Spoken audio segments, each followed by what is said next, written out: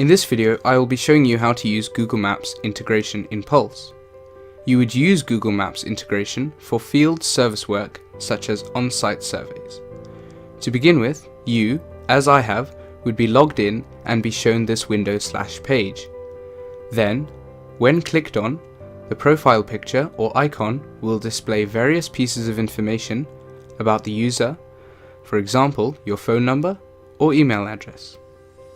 In addition, Pulse shows you when you were last logged, seen, and your last communication. This updates every time you log in or update a service call. If you click on the small Google Maps icon, Google Maps will now open. You can zoom, use satellite mode, and use many other standard features. To exit, click on the red cross in the top right.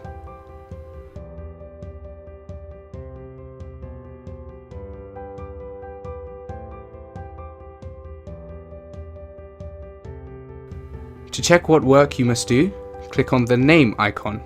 Now you will see the service calls assigned to you by your team leader. Note, I have an on-site survey for a client in Johannesburg. Now, if you click on the small Google Maps icon, you will see your last known location as well as the location of your service.